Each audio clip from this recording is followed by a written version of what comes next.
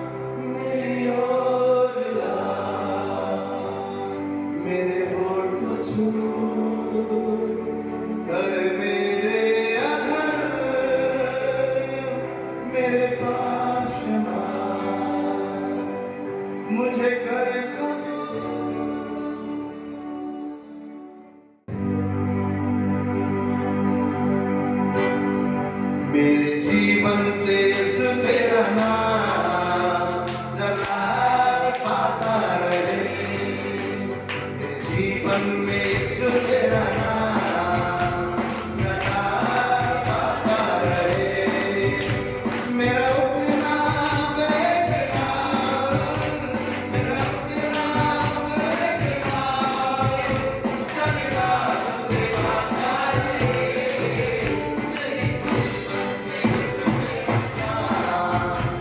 जलाल पाता रहे। मेरे जीवन में यीशु तेरा नाम जलाल पाता रहे। ओ मेरा उठना बैठना, मेरा उठना बैठना चलेगा तुझे पाता रहे। ओ मेरे जीवन से यीशु तेरा नाम जलाल पाता रहे।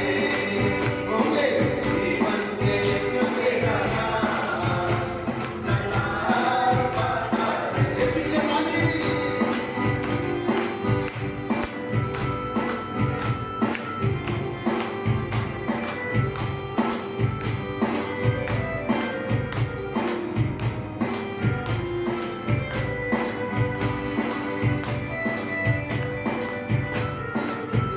बेमिसाले है तूने मिसाले बनूं, तू कामिल है मेरी कमाल कहे।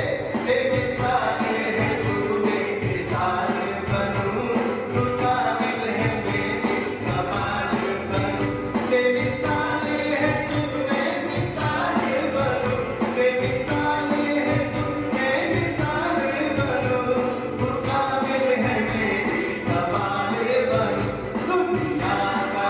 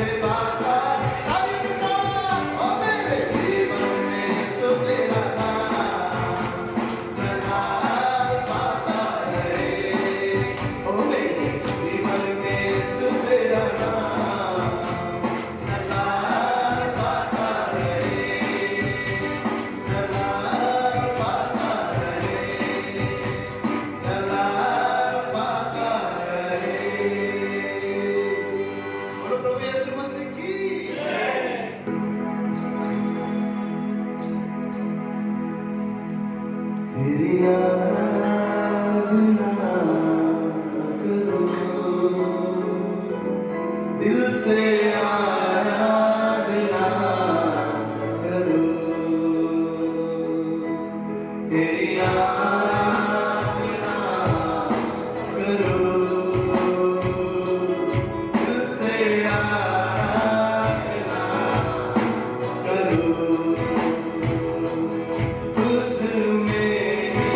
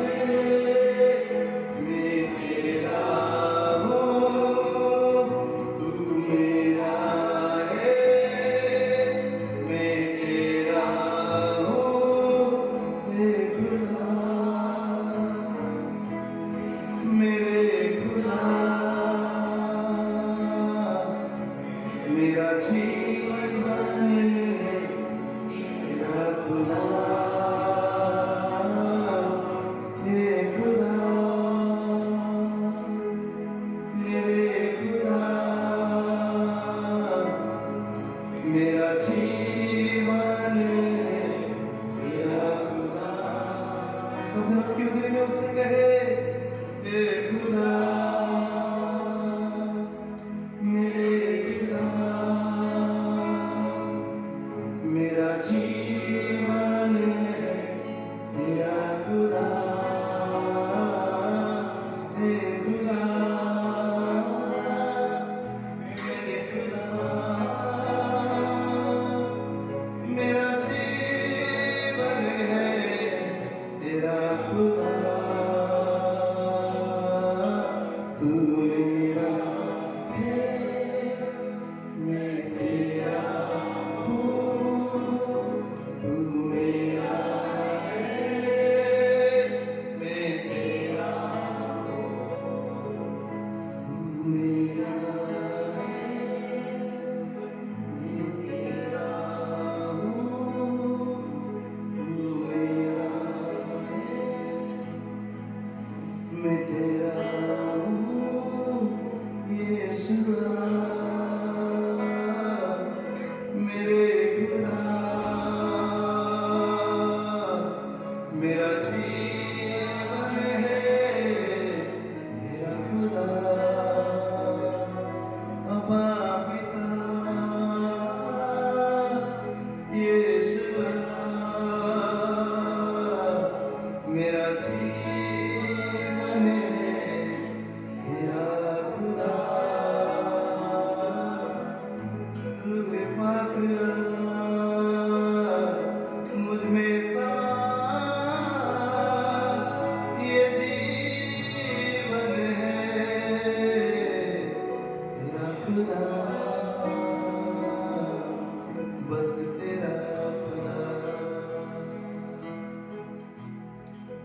सिर्फ तेरा खुदा।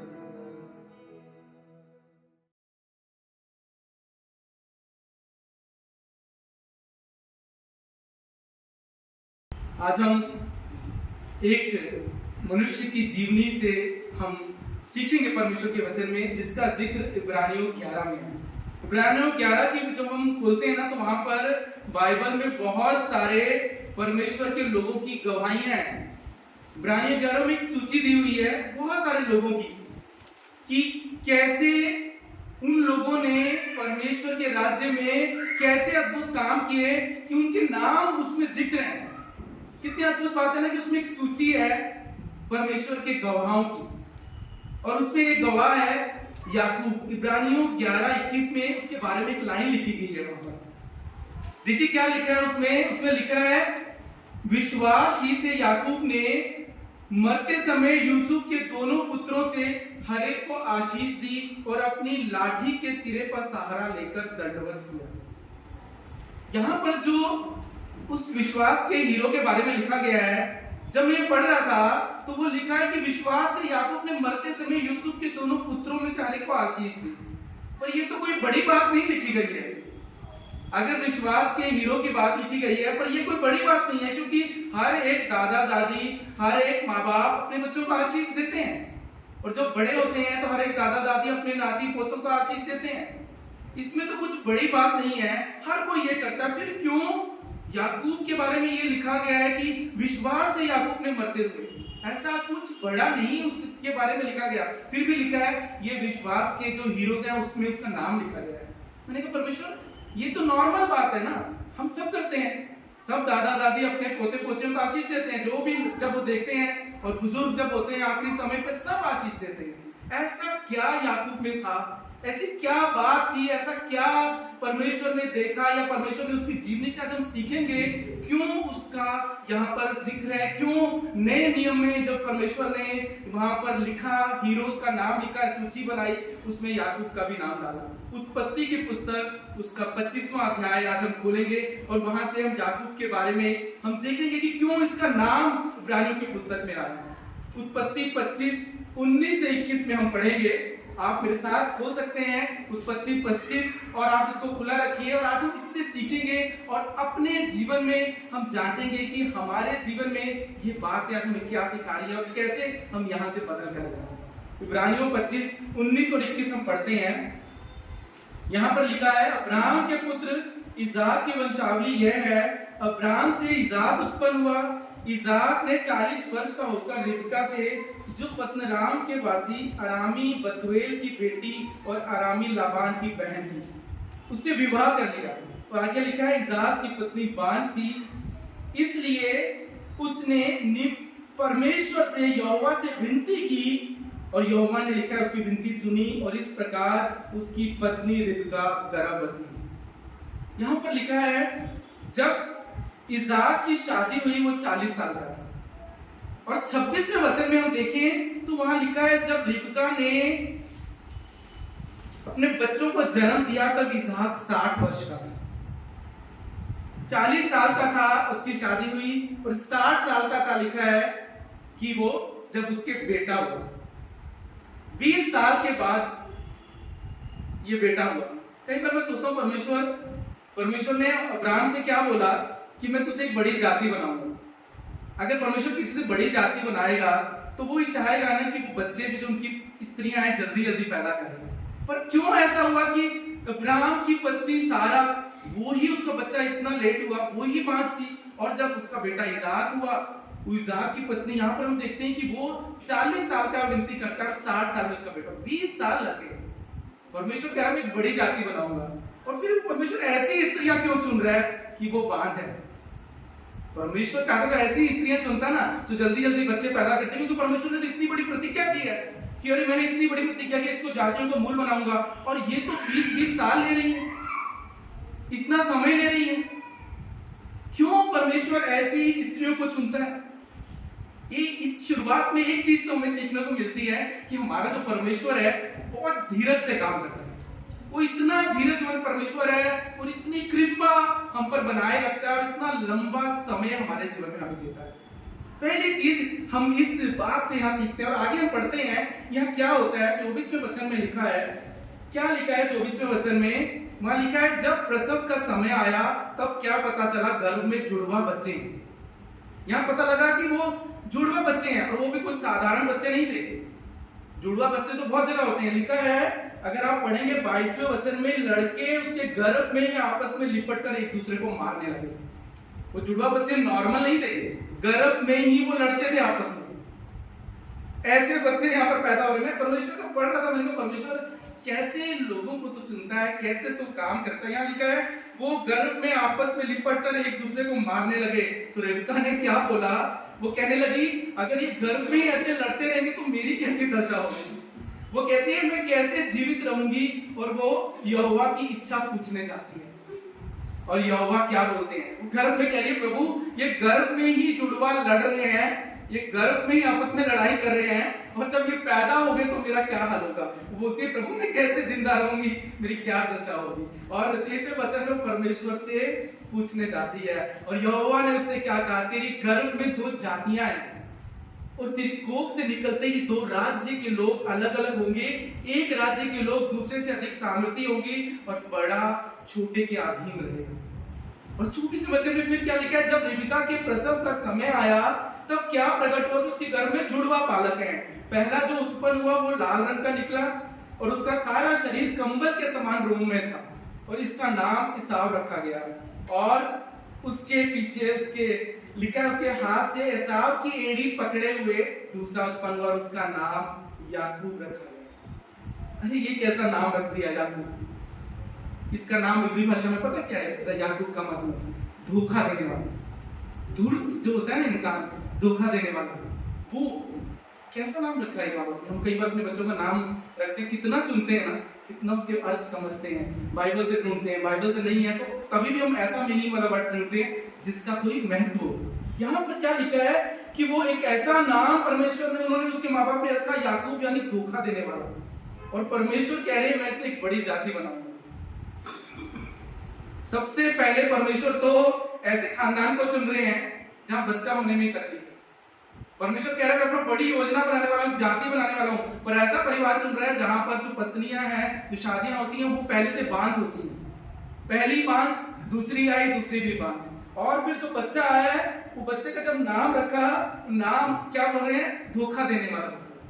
ये क्या है? कई बार हमें समझ नहीं आता परमेश्वर ऐसा नाम क्यों आप ऐसे लोगों पे काम कर रहे हो। हमारा परमेश्वर ना इतना धीरज वाला परमेश्वर है, वो हमारे जीवन में काम करना चाहता है। याद रखो, वो यहाँ सबसे बड़ी बात मैंने देखी, वो इतना हम पर धीरज रखता है। और कृपा कब काम आती है?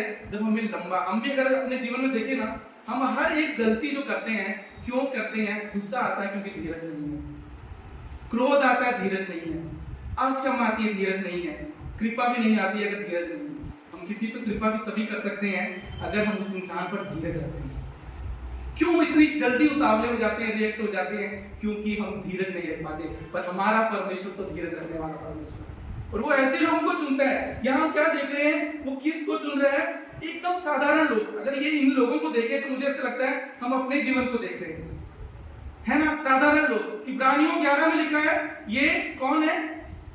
लिखा है वहां पर विश्वास के गवाह हैं। नए नियम में विश्वास के गवाह बन गए, पर पुराने नियम में देखें तो ये साधारण लोग हैं, मेरे और आपकी तरह। अगर इनको आप पढ़े ना तो हमारे अपने जीवन को देखें तो हम भी ऐसे ही हैं। हमारी शादियां हुई, अरे यार हमारी पत्नियां यहाँ भी हम प्रार्थना कर रहे हैं, बच्चे नहीं है, हम कहते पता नहीं प्रभु।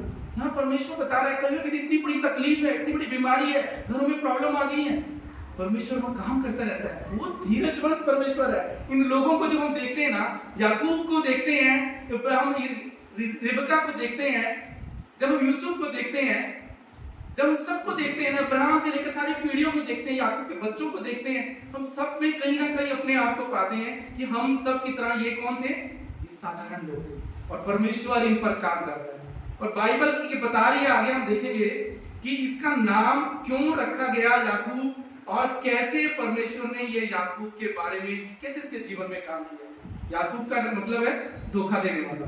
इंडिया में हम किसी का नाम पूछते हैं ना तो बोलते हैं भाई आपका शुभ नाम क्या है, ऐसे बोलते हैं ना, नाम भी नहीं पूछते कि आपका सिर्फ गुड नेम, मतलब नाम तो गुड ही होना चाहिए ना, आपका शुभ नाम क्या है। यहाँ याकूब से पूछते होंगे तुम्हारा क्या नाम है, शुभ नाम, बोलेगा याकूब। अरे याकूब धोखा देने वाला। आजकल कोई अपना नाम नहीं रखता अपने बच्चे का याकूब, क्योंकि उसका नाम क्या है? धोखा देने वाला। यहाँ पर क्या देख रहे हैं? ऐसे आदमी का यहाँ पर जन्म हो रहा है। और आगे हम यहाँ पर पढ़ते हैं कि याकूब जो है वो धोखा देने वाला, वो परमेश्वर उसके ऊपर काम कर रहा है। परमेश्वर कह रहा है कि मैं इससे एक बड़ी जाति बनाऊंगा। कई बार हम कहते हैं ना कि परमेश्वर अच्छे लोगों के जीवन में काम करता है। मैं आपसे कहता हूँ परमेश्वर ऐसे लोगों के जीवन में काम करता है। ऐसे लोगों के जीवन में कई बार कहते हैं ना हम पवित्र बनेंगे तब परमेश्वर हमारे जीवन में काम करेगा। नहीं, परमेश्वर साधारण लोगों के जीवन में काम करता है। यहाँ पर हम देख रहे हो याकूब के जीवन में काम कर रहा है। हम लोग कई बार एक गीत गाते हैं, अमेजिंग ग्रेस, है ना, अद्भुत अनुग्रह। वो परमेश्वर का अद्भुत अनुग्रह यही है कि वो हम जैसे ना धोखा देने वाले लोगों के जीवन में काम करता है। मैं और आप, हम सब कहीं ना कहीं याकूब की तरह ही हैं। ये पीढ़ियों से हमारे अंदर धोखा आया हुआ है। हम कितना आसानी से दूसरों को धोखा दे जाते हैं, और कई बार हम इस तरीके से धोखा देते हैं कि दूसरे को पता भी नहीं चले। और कई बार हमें आगे से जो दूसरा मिलता है ना, वो हमसे बड़ा धोखेबाज मिलता है। वो हमें इतनी आसानी से धोखा दे जाएगा, हम कहेंगे इसने हमें धोखा दिया, पर ये नहीं पता कि कहीं ना कहीं तुम उसको चला रहे थे, एक दिन परमेश्वर ऐसा भेजता है वो तुम्हें चला रहे थे। परमेश्वर ऐसे काम करता है। इस कहानी में आगे देखेंगे, यहाँ पर क्या देख रहे हैं? एक साधारण मनुष्य जो धोखेबाज है। 27वें वचन में हम देखते हैं, खोलिए मेरे साथ, इसको कंटिन्यू रखेंगे। 27वें वचन में क्या लिखा है? और वे लड़के बढ़ने लगे।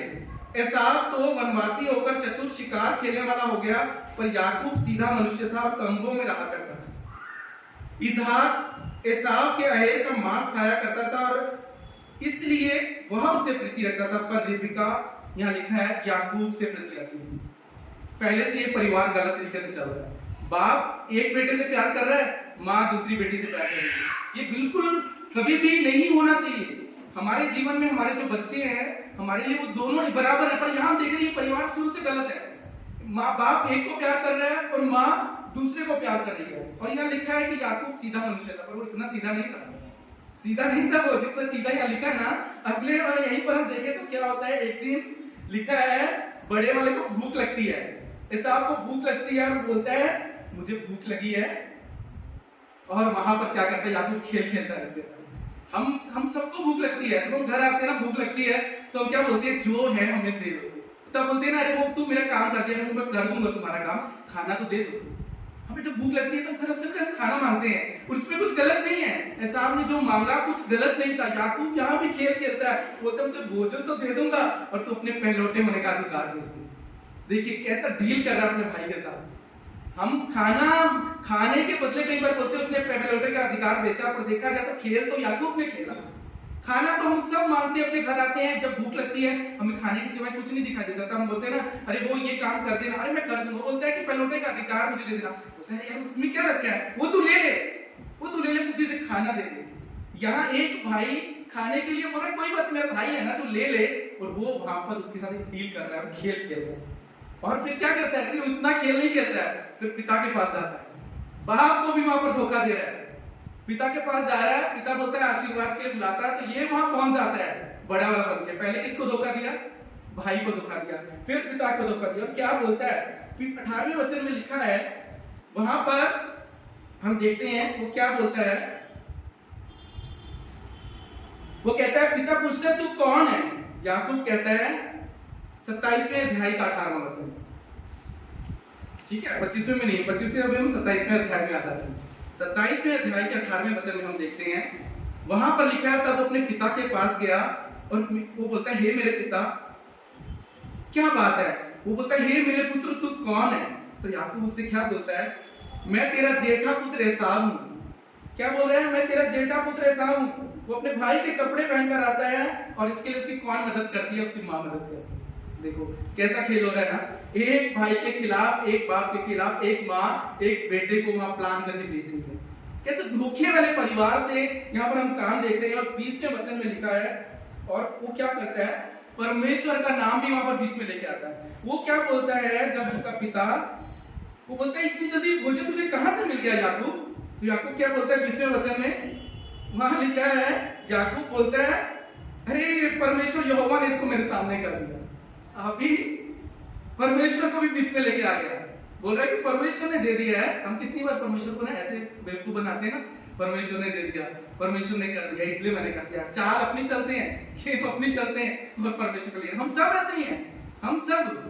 हम कई बार अपने जीवन में जब अपनी मर्जी के हिसाब से करते हैं और जब सेटिंग कर देते हैं परमेश्वर के साथ, बोलते हैं परमेश्वर ने आगे कर दिया ना, इसलिए मैंने ऐसे किया। क्या बोल रहा है इतना आसानी से कि उसने परमेश्वर ने मेरे आगे ये कर दिया है, वो परमेश्वर का उपयोग कर रहा है। और 41वें वचन में क्या होता है, आइए पढ़ेंगे। वहां लिखा है, एसाव ने याकूब से अपने पिता के दिए हुए आशीर्वाद के कारण उससे बैर रखा और उसने सोचा मेरे पिता के अंतकाल का दिन निकट है, फिर मैं अपने भाई याकूब को घात करूंगा। अब उसको पता लग गया इसने आशीर्वाद तो ले लिया, अब वो बोलता है कि अब मैं इस आशीर्वाद के कारण से बैर रखूंगा और जिस दिन मेरा पिता मर गया उस दिन मैं इसको घात करूंगा। कहानी अगर देखा जाए तो उत्पत्ति की तरफ वापस जाती है, जो केन और हाबिल ने किया, मारने का फिर प्लान बन रहा है। वो बैर जो केन ने अपने भाई को घात किया, यहाँ पर हम देखते हैं फिर वो कहानी वैसे ही जा रही है।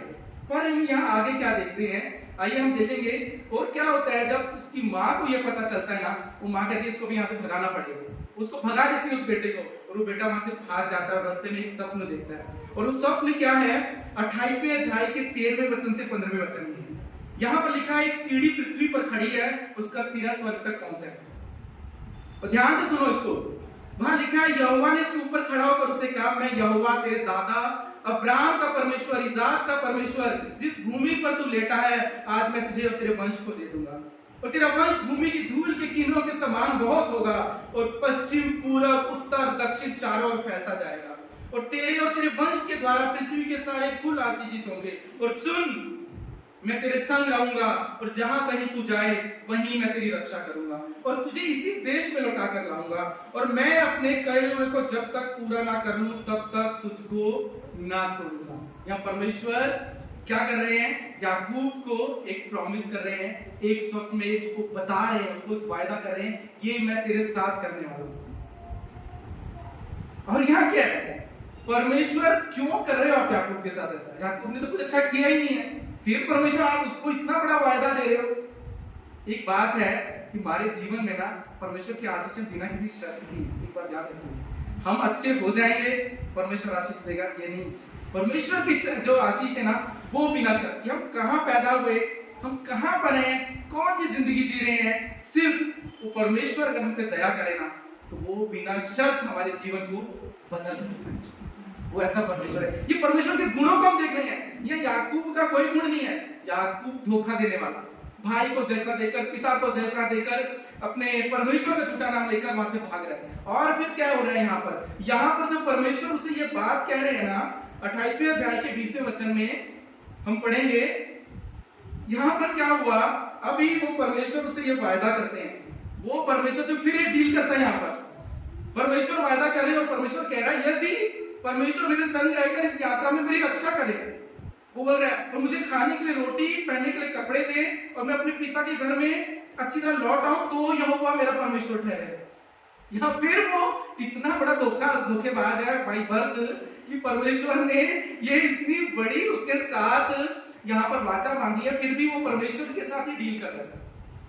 और क्या बोल रहा है, वो बोल रहा है कि मैं अपने पिता के घर में, क्या बोल रहा है कि कुशल क्षेम से पहुंच जाऊं तब यहोवा मेरा परमेश्वर ठहरेगा। क्या हो रहा है यहाँ पर, याकूब जैसे चालाक इंसान को और इतने बड़े धूर्त देने वाला परमेश्वर को धोखा देते हुए जब परमेश्वर वायदा कर रहा है, तब भी वो वहां पर क्या कर रहा है, परमेश्वर से डील कर रहा है। और याकूब आखिर क्या होता है, अपने यहाँ मामा के यहाँ पहुंच जाता है। अब याकूब कहाँ पहुंचा, अपने मामा के यहाँ। मामा कौन सा मामा है, जिसके लिए उसकी माँ ने उसको उसके पास भेजा। अब वो अपने मामा के यहाँ पहुंच जाता है, मामा के यहाँ पर वो काम करने लगता है। मामा की 2 बेटियां होती हैं, लिया और राहेल, 2 बेटियां हैं। और उसकी जो उसको प्यार हो जाता है रेहाई के साथ, ठीक है, उसके साथ उसको प्यार हो गया। और अब वो क्या बोलता है, इतने टाइम से वो काम कर रहा है, तो मामा बोलता है अरे यार तू यहाँ पर ऐसे ही मेरे साथ काम कर रहा है, अच्छी बात नहीं है। तो वो बोलता है कि ऐसा कर, मेरे तेरी छोटी बेटी मुझे पसंद है, मुझे उससे शादी करनी है। तो बोलता है ये क्या बात है, कितना मतलब देखो, एक चालाक भांजा, उसका उससे दुगना चालाक मामा, वो उससे बड़ा गेम खेल रहा है उसके साथ। कभी कभी ना परमेश्वर, अगर हम चालाक बनते हैं ना हमारे आगे, इसलिए चालाक लोग लेके आता है, धूर्त लोग, तुम परमेश्वर को बेवकूफ नहीं, ऐसे लाऊंगा ना वो तुम्हें बेवकूफ बनाएंगे। यहाँ परमेश्वर उसे कह रहा है मैं तुझे आशीष दूंगा और यही लौटा कर लाऊंगा। बोल रहा ठीक है, पहले तो मुझे लेके जा, सुरक्षित वापस लेके आ, फिर मैं मानूंगा कि तू सारी बातें पूरी करेगा। मामा क्या पहुंच गया, चालाक भांजे का उससे चालाक मामा, उससे चालाक मामा, उससे धूर्त मामा, धोखा देने वाला भांजा। मामा क्या बोल रहा है उसको, बोल रहा है कि अरे बेटियों की तो शादी करनी है ना, बाहर देने से अच्छा तेरे को ही देता हूं, मैं क्यों करूं, फिर क्या दिक्कत है। बोलते हैं मैं 7 साल ना तेरी सेवा करूंगा, फिर मैं दूंगा। बोलता ठीक है 7 साल सेवा कर, मैं राहेल को दे दूंगा। बिल्कुल आराम से वो कहता है, 7 साल पूरे हो जाते हैं, शादी कर देता, अगले दिन पता चलता है ये तो नहीं है। तो उसके पास जाता है और उससे पूछता है कि अरे ये तूने क्या किया। तो बोलता है अरे मुझे नहीं पता, हमारे यहाँ ऐसी रीत है कि बड़ी की पहले शादी होती है। अरे जब 7 साल पहले उसको प्यार था तब तेरे को नहीं पता था, पर वो ऐसा वही ना, वो धोखा देने वाला मामा उससे बड़ा दूर। वो बोल रहा है अरे नहीं, कितना आसानी से बोलता है अरे हमारे यहाँ ना छोटी बेटी की शादी नहीं पहले होती, पहले बड़ी की होती है, इसलिए शादी कराते हैं, कोई बात नहीं। वो बोलता है कि पर मुझे तेरी छोटी बेटी से प्रेम है। बोला ठीक है वो भी मिल जाएगी। तो बोलता है मैं 7 साल और सेवा करूंगा। वो 7 साल फिर उसकी सेवा करता है, ठीक है 7 साल। देखो कितना परमेश्वर बता रहा है, उसको परमेश्वर पर भरोसा नहीं है। परमेश्वर कह रहा है मैं तुझे लेके मैं यहीं लौटा के लाऊंगा, मैं तुम्हें आशीष दूंगा। वो कह रहा है मैं अपनी बुद्धि से काम करूंगा, वो अपनी बुद्धि से काम कर रहा है। उसका परमेश्वर ऐसा आदमी खड़ा कर रहा है, बोल रहा है तेरे से बुद्धिमान लाऊंगा, तू चला, तू धोखा देने वाला, उससे बड़ा धोखा देने वाला तेरा मामा। वो मामा जो उसको धोखा दे रहा है उसी का ससुर बन जाता है। मैं परमेश्वर प्रभु इसलिए ये बता रहे कहानियां, परमेश्वर कह रहे यही तुम्हारी जिंदगी है, ऐसे लोगों को ही परमेश्वर चुनता है।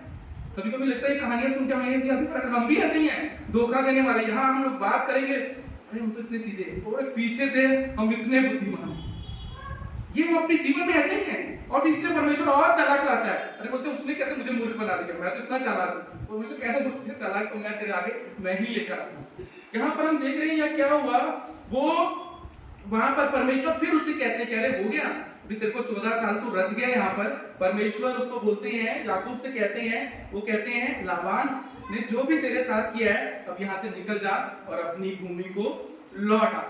और वो क्या करता है, बोलता है भाई अभी मुझे यहाँ से निकलना। वो समझ आ जाता है कि मामा मेरे को बेवकूफ बना है, इतने बहुत मेरे को बेवकूफ बना दिया, अभी मैं ऐसे निकलूंगा। और वो क्या करता है, वो वहां से फिर निकलने का प्लान बनाता है। वहां से क्या करता है, अपनी पत्नी, अपने बच्चे, अपना सारा सामान, अपना सारा घराना वो लेकर बोलता है कि अभी इस धूर्त याकूब से अब मुझे छुटकारा चाहिए, धूर्त लाबान से मुझे छुटकारा चाहिए और मुझे अब यहाँ से निकलना है। और वहां से वो निकल पड़ता है। अब वो वहां से जाने का प्लान बनाता है, पर क्या हम देखते हैं अभी वो निकलने का प्लान बनाता है तो पता लगता है कि उसका वही भाई जो कोई उससे बैर रखने वाला है, जिसने क्या बोला था, ये मिलेगा तो मैं इसको मारूंगा क्योंकि इसने मेरे आशीष ले ली है। वो भाई को पता लगता है 400 लोगों को लेकर उसको आ रहा है मिलने के लिए। आप वो सोचता है कि ये कहीं दोबारा मुझे मार तो नहीं देगा, मतलब उसको फिर डर आ जाता है। परमेश्वर पर विश्वास किए, परमेश्वर कह रहा है वापस लौटा, वो कह रहा है 400 लोगों को लेकर आ रहा है। वो भाई का कोई मंशा पूरी नहीं थी, पर इसके अंदर डर आ गया कि ये मुझे मारेगा। क्या बोलता है, 200 का ग्रुप बनाता हूँ, 200 पहले 200 भेजूंगा और उसके बाद अगर कुछ किया तो इन 200 के साथ बच गया तो करूंगा। फिर एक चालाकी चलता है और वो क्या बोलता है उसे कि अरे वो अब कैसे हर इंसान यही करते हैं ना कि अगर अभी किसी ने कुछ किया तो उसको हम कुछ गिफ्ट दे देते हैं तो वो खुश हो जाए। तो वो क्या करता है, बोलता है अच्छी भेड़ें निकालो, अच्छी गाय निकालो, ऊंट निकालो, उसको दे दो सारे जाके। पहले उसका एकदम मन शांत हो जाएगा, सारा गुस्सा निकल जाएगा। इतनी वहां क्या लिखा है, वो कह रहा है सारी, वो देखिए हम पढ़ेंगे वहां पर लिखा हुआ है बाइबल में, वहां पर देखेंगे। अगर इसको पढ़ते हो, मैं पूरा ये नहीं पढ़ना चाहता, बहुत लंबा हो जाएगा, घर पे पढ़ेंगे। वो बोलता है उत्तम भेड़ें, उत्तम बकरियां सारी निकाल के लाओ, और बोलता है ये सारी उसको दे दो। उसे जब पहुंचा दोगे वो एकदम शांत हो जाएगा। फिर जब मुझसे मिलेगा तो वो मुझे भी कुछ भी नहीं कहेगा। और फिर क्या करता है, पर वो अंदर बहुत डर रहा होता है, वो सोचता है कहीं मार दिया तो क्या करेगा। तो वो एक वहां प्रार्थना करता है परमेश्वर से। उत्पत्ति 32, आप बोलिए मेरे साथ, उत्पत्ति 32:9-12 खोलिए ये प्रार्थना जो वो वहां करता है। उत्पत्ति 32:9-12 वो प्रार्थना करता है कि हे यहोवा, मेरे दादा अब्राहम के परमेश्वर, हे मेरे पिता इसहाक के परमेश्वर, तूने जो मुझसे कहा था कि अपने देश और अपनी जन्मभूमि में लौट जा और मैं तेरी भलाई करूंगा, तूने जो काम अपनी करुणा और अपनी सच्चाई से अपने दास के साथ किया, मैं जो अपनी छड़ी लेकर इस यरदन नदी के पार उतर आया हूं, अब मेरे 2 दल हो गए। वो क्या बोलता आगे, तेरे ऐसे कामों से मैं एक के भी योग्य नहीं हूं। आज वो क्या बोल रहा है कि परमेश्वर, मैं तूने तो मेरे पर काम कर रहा है, उपकार कर रहा हूं, कह रहा है कि मैं इसमें से किसी एक के भी योग्य नहीं हूं।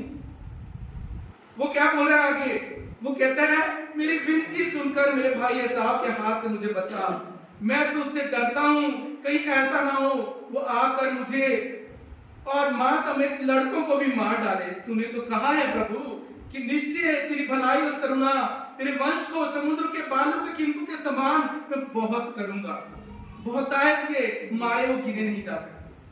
ये प्रार्थना करता है वहां पर, और क्या बोलता है कि परमेश्वर मैं इस योग्य नहीं हूं, मैं इस योग्य नहीं हूं। यहां पर हम देखते हैं वो कहता है मैं प्रभु इस योग्य नहीं हूं। और फिर क्या करता है, वो अपने परिवार को उस नदी के पार उतार देता है। वहां लिखा है वो सबको पार उतार देता है। उत्पत्ति 32:22 से लिखा है, वो क्या करता है, रात को याकूब उठता है, वो अपनी दोनों पत्नी, अपनी दासियों को, अपने बच्चों को नदी के उस पार उतार देता है, दूसरी और अकेला रह जाता है। और क्या होता है, कोई पुरुष आकर पोप फटने तक उससे मल्ल युद्ध करता रहता है। और जब तक उसने देखा कि वो उस पर प्रबल नहीं हो रहा तो वह उसके लिए जान की नस को छूता है, याकूब की जान की नस चढ़ जाती है। और तब क्या होता है, 26वें वचन में लिखा है, तब वो उससे कहता है मुझे जाने दे क्योंकि भोर होने वाली है। याकूब कहता है जब तक तू मुझे आशीर्वाद ना दे मैं तुझे नहीं जाने दूंगा। याकूब के पास सारी संसारिक आशीषें आ गई हैं, सब उसके पास धन संपत्ति है, पत्नी है, बच्चे हैं, सब कुछ है। यहाँ लिखा है सब कुछ परमेश्वर नदी के उस पार उतारता और वो अकेला रह जाता है।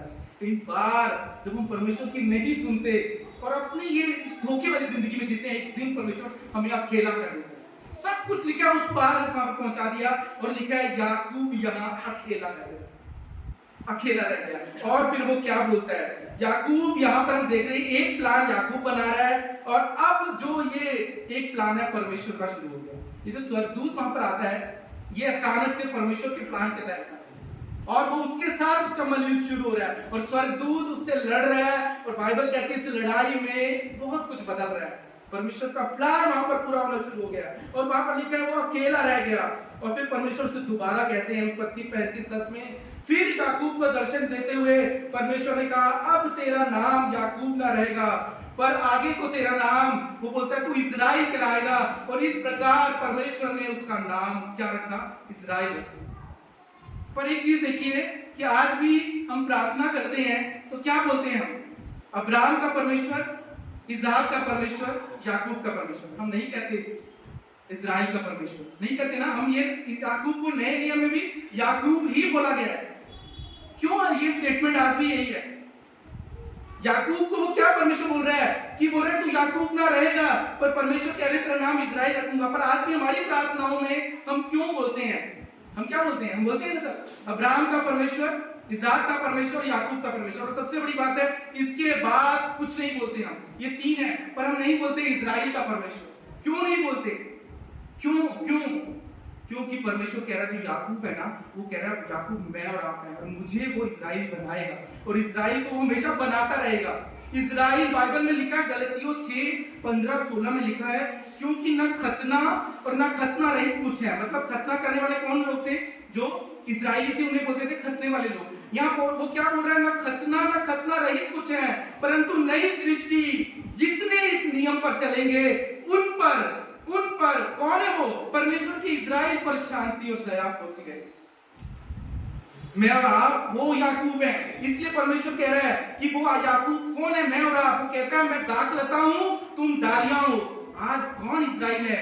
मैं और आप सच्चा इजराइल है, जो यीशु मसीह है। और परमेश्वर हम जैसे धोखेबाजों पे आज भी काम कर रहे हैं। इसलिए वो नहीं कहता इजराइल का परमेश्वर, वो कहता याकूब का परमेश्वर, क्योंकि याकूब आज भी हम है, वो आज भी हम पर काम कर रहा है। और जब हम पे काम करता है, जब हम अपना समर्पण करके जब हम कहते हैं प्रभु कि मैं तेरे योग्य नहीं हूं, मैं तेरे काबिल नहीं हूं, मैं तेरी जूती के बांध को बांधने योग्य नहीं हूं, जब हम ये बात को मानते हैं ना, तब वो कहता है अब मैं तुम्हें एक नई सृष्टि बनाऊंगा, और तब हम इजराइल बनते हैं। इसलिए परमेश्वर कह रहा है मैं तुम पर काम कर रहा हूं। यशायाह 5:7 में वो कहता है, क्योंकि सेनाओं के यहोवा की दात की बारी तो इजराइल का घराना है। आज यीशु वो इजराइल मैं और आप है। वो कौन है? हमारी बाइबल कह रही है वो परमेश्वर, वो खुदा। वो कहता है मैं दाख लेता हूं, वो दाख लेता है, उसकी दाख की बारी है। आज मैं और आप कौन सी जातियों से आए हैं? अलग अलग जातियों से आए हैं ना, तो हम किस नाम से जाने जाते हैं? हम यीशु नाम से जाने जाते हैं। हम अब इजराइल कहलाते हैं जब वो परमेश्वर हमारे जीवन को बदलता है। हम उसकी दाख की बारी। आज मुझे और आपको वो इजराइल बनाना चाहता है। आज भी वो मुझ पर और आप पर काम कर रहा है। वो कह रहा है याकूब तू याकूब ना रहेगा, परमेश्वर कह रहे हैं मैं तुम्हें इजराइल बनाऊंगा। आज भी वो हम पर काम कर रहा है। आज भी वो हम पर धीरज धरे हुए है। आज भी अपनी कृपा और दया हम पर दिखाता है। हम तो वही धोखेबाज हैं, हम आज भी वही धोखेबाज हैं। और वो परमेश्वर कहता है वहां पर उसको कि मैं तुझे लौटा कर लाऊंगा, मैं सब कुछ यहाँ दूंगा, तेरे परिवार को मैं बढ़ाऊंगा। फिर भी वो अपने मामा के यहाँ जाता है, फिर भी वो वहां पर उसकी गुलामी सहता है, फिर भी वहां धोखा खाता है, फिर वहां से उसको समझ, फिर अपनी बुद्धि लगाकर परमेश्वर कई बार हमारे जीवन में जब हम सीधे तौर पर उसके नहीं सुनते ना, तो हमारे जीवन में हमसे बड़े धोखेबाज लेकर आते हैं। हम परमेश्वर को चला रहे हैं। परमेश्वर क्या बोलते हैं? आप मनुष्य को ठट्ठे में उड़ा सकते हो, पर परमेश्वर को ठट्ठे में नहीं उड़ा सकते। बाइबल में लिखा है गलतियों 6:7-8 में, अपने आप को धोखा ना दो, क्योंकि परमेश्वर को मूर्ख नहीं बना सकता। परमेश्वर ठट्ठों में नहीं उड़ाया जाता, क्योंकि मनुष्य जो बोता है वही काटेगा। जो शरीर के लिए बोता है वो शरीर के लिए विनाश की कटनी काटेगा, और जो आत्मा के लिए बोता है वो आत्मा के द्वारा अनंत जीवन की कटनी काटेगा। यहाँ पर याकूब ने किसको धोखा दिया? अपने भाई को, अपने पिता को और परमेश्वर को। याकूब को किसने धोखा दिया? उसके मामा ने। उसने वो धोखे का बीज बोया, इसलिए उसको इतने साल उस धोखे में रहना। ये परमेश्वर का नियम है। यहाँ पौलुस क्या बोल रहा है? ये नया नियम है, इसी नियम पर जो चलेगा वो इजराइल बनेगा। आज हमें समझना है हमारे जीवन में एक ही नियम है, एक ही नियम। वो क्या है? उसके लिए हमें क्या करना है? उसके लिए हमें अपने आप का इनकार करना है। मत्ती 16:24-25 में यीशु क्या बोलते हैं? यदि कोई मेरे पीछे आना चाहे तो अपने आप का इनकार करे और अपना क्रूस उठाए और मेरे पीछे हो ले। क्योंकि लिखा है जो कोई अपना प्राण बचाना चाहेगा वो उसे खोएगा, और जो कोई मेरे लिए अपने प्राण खोएगा वो उसे पाएगा। इस याकूब को जो हमारे अंदर है ना, इसको क्रूस पर मरना होगा, तभी वो इस्राएल बनेगा। हमारे जीवन में इसको मरना ही है। इसलिए प्रेरित पौलुस बोलता है, क्या बोलता है? वो एक नियम है, बोल रहा है इस नियम पर हमें चलना है। वो नियम आपको याद रखना है, और वो नियम है गलतियों की पुस्तक उसका 2 अध्याय 20वां वचन, जहां पौलुस कहता है अब मैं, क्या बोलते हैं? मैं मसीह के साथ क्रूस पर जिलाया गया हूं। अब मैं जीवित ना रहा, पर मसीह मुझ में जीवित है, और जो मैं शरीर से जीवित हूं तो केवल उस विश्वास से जीवित परमेश्वर के पुत्र पर है, जिसने मुझसे प्रेम किया और मेरे लिए अपने आप को दे दिया। ये नया नियम है। पौलुस कह रहा है जो इस नियम पर चलेगा, जो अपने आप का इनकार करेगा, जो कहेगा कि प्रभु मैं कुछ नहीं, मैं तेरी जूती के बांध को बांधने के योग्य नहीं। जब हम समर्पण करते हैं, आज परमेश्वर कह रहे हैं जब तक तुम समर्पण नहीं करोगे मैं तुम्हें इस्राएल नहीं बना सकता। कई बार हम कहते हैं क्यों हमारा जीवन नहीं बदल रहा, क्यों नहीं बदल रहा? क्योंकि परमेश्वर तो काम कर रहा है, परमेश्वर तो अपने धीरज हम पर बनाए हुए है, परमेश्वर तो अपनी दया हम पर बनाए हुए, पर हम समर्पण नहीं करते, हम खुद का इनकार नहीं करते, हम अपनी खेल खेलते हैं, हम अपनी डील करते हैं लोगों के साथ, परमेश्वर के साथ, और इसलिए हम इज़राइल नहीं बन पाते। आज परमेश्वर बता रहे हैं, पौलुस कह रहे हैं एक नियम है इस नई सृष्टि में बनने का, अपने आप का इनकार करो। और ये वचन बोलता जो इस नियम पर चलेंगे कि अपने आप को क्रूस पर चढ़ाएंगे, वो कह रहा है, वो क्या बोल रहा है मरकुस 12:26-27 में, वो कहता है मैं अब्राहम का परमेश्वर, इसहाक का परमेश्वर, याकूब का परमेश्वर हूं। वो कहता है मैं मरे हूं का नहीं, मैं जीवितों का परमेश्वर हूं। वो जीवितों का परमेश्वर है। यहां पर आज हम देखते हैं कि नए नियम में याकूब का परमेश्वर, याकूब का ही परमेश्वर कहलाता है। क्यों कहलाता है? क्यों आज हम बोलते हैं अब्राहम का परमेश्वर? जब हम कहते हैं ना अब्राहम का परमेश्वर, तब हम कहते हैं ये वाचा का परमेश्वर है। अब्राहम का परमेश्वर कहने का मतलब है वाचा का परमेश्वर, वो विश्वास का परमेश्वर है। अब्राहम की जब हम बात करते हैं तो किसकी बात करते हैं? वाचा की बात करते हैं। अब्राहम हमारे परमेश्वर की एक छवि थी। और जब हम कहते हैं ना इसहाक का परमेश्वर, इसहाक का परमेश्वर, अब्राहम के साथ परमेश्वर ने जो वाचा बांधी, परमेश्वर ने जो उसको कहा कि मैं तुझे जातियों का मूल बनाऊंगा, अगर इसहाक नहीं आता तो क्या ये हो पाता? हो पाता? इसहाक को परमेश्वर लाया क्योंकि परमेश्वर ने उस वाचा को पूरा करना था। और वही इसहाक यीशु मसीह की छवि को बताता है कि यीशु मसीह अगर नहीं आते तो अब्राहम की जो वाचा परमेश्वर ने बांधी थी मेरे और आपके जीवन में। हम जब कहते हैं ना अब्राहम का परमेश्वर, तो परमेश्वर अपने आप को बताता है। जब वो कहते हैं इसहाक का परमेश्वर, तो कहता है इसहाक के बिना अब्राहम के जीवन में वाचा पूरी ना होती, और मेरे और आपके जीवन में यीशु के लहू के द्वारा अगर यीशु नहीं आते तो अब्राहम की वाचा मेरे और आपके जीवन में पूरी नहीं होती। और तीसरी बात कहता है याकूब का परमेश्वर, वो याकूब मैं और आप हैं। वो कहता है कि मैं तुझे अपनी दुल्हन बनाना चाहता हूं। ये हम कलीसिया जो है ना, हम याकूब है, हम धोखा देने वाले हैं। इसलिए बोलता है प्रकाशित वाक्य में कलीसियाओं को, कहां से तू गिरा मन फिरा और लौट आ वापस। आज वो कलीसिया मैं और आप हैं, उसके लोग जो आज भी धोखे में चल रहे हैं। आज भी हम धोखा देते हैं एक दूसरे को, हम सोचते हैं किसी को पता नहीं चलेगा, किसी को पता नहीं चलेगा। आज भी वो हम पे, आज भी वो काम कर रहे हैं। वो कहता है मैं अपनी दया, अपनी कृपा तुम पर बनाए रहूं। तुमको मालूम है पतरस ना क्या बोलता है? आप खोलिए मेरे साथ एक पतरस 2:19, खोलिए मेरे साथ। परमेश्वर कह रहे हैं मैं तुम्हारी दाग की बारी हूं। वो कह रहे हैं इसहाक के बाद जानते हैं याकूब को क्या बोलते हैं? याकूब से 12 गोत्र निकलते हैं। आपको मालूम है क्यों परमेश्वर याकूब के बाद रोक देते हैं? हम 3 ही प्रार्थना करते हैं क्योंकि याकूब से परमेश्वर 12 गोत्र निकालते हैं। और याकूब आज कौन है? मैं और आप। और परमेश्वर कह रहा है मैं तुमसे एक नई जाति बनाऊंगा। आपको मालूम है मुझसे और आपसे एक नई जाति बनाना चाहता है। आज हम क्यों कहते हैं याकूब, क्यों कहते हैं हम याकूब हैं? क्योंकि इसमें लिखा है एक पतरस 2 में कि अब वो नई जाति मैं हूं। वो कहता है तुम मेरा चुना हुआ राजवंश हो। वो कौन है याकूब के बाद? हम हैं। हम जब इज़राइल बनते हैं वो कहता है तुम मेरा चुना हुआ वंश बन जाते हो। वो क्या बोलता है? तुम मेरे राज पदाधिकारी, याजकों का समाज, पवित्र लोग।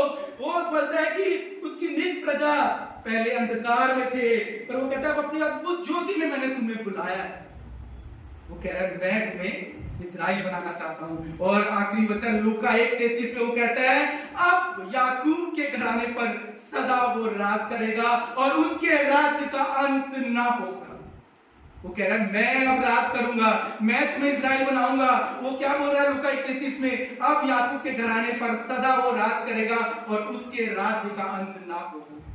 जिस दिन हम अपने जीवन को समर्पित करते हैं, जिस दिन हम अपने आप को उसके हाथ में सौंपते हैं, वो कहता है मैं तुम्हें एक नई सृष्टि बनाऊंगा, मैं तुम्हें एक नई जाति बनाऊंगा। अब तू याकूब नहीं रहेगा, अब तो अन्य जाति नहीं रहेगा, अब तो मेरा चुना हुआ वंश बन जाएगा, अब तो मेरा वंश बनेगा। मैं तुझसे एक नई जाति बनाऊंगा, मैं तुझसे अपना नया घराना बनाऊंगा। और परमेश्वर कह रहे हैं इस याकूब के घराने पर वो कह रहे हैं वो सदा राज करेगा। अगर हम अपना समर्पण करते हैं, अगर हम अपने जीवन को बदलते हैं, हम कहते हैं प्रभु मैं कुछ नहीं हूं, या वो क्या यूहन्ना प्रभु मैं तेरी इस पांव की जूती के बांध को बांधने योग्य नहीं। जिस दिन वो कहता है इसे मैं खोलने के योग्य नहीं हूँ। वो कहता है कि जब जब हम ऐसा समर्पण करते हैं, परमेश्वर कह रहे हैं अब मैं तुझे इस्राएल बनाऊंगा। और उस इस्राएल पर वो क्या बोल रहे हैं, उस घराने पर मैं सदा राज करूंगा और उस राज्य का अंत नहीं। ऐसा हमारा परमेश्वर है। आज मुझे और आपको वो कह रहा है इस वचन के द्वारा, इस याकूब की जीवनी के द्वारा, वो कह रहा है कि हे याकूब, मैं तुझे इस्राएल बनाना चाहता हूँ। क्या हम बनना चाहते हैं?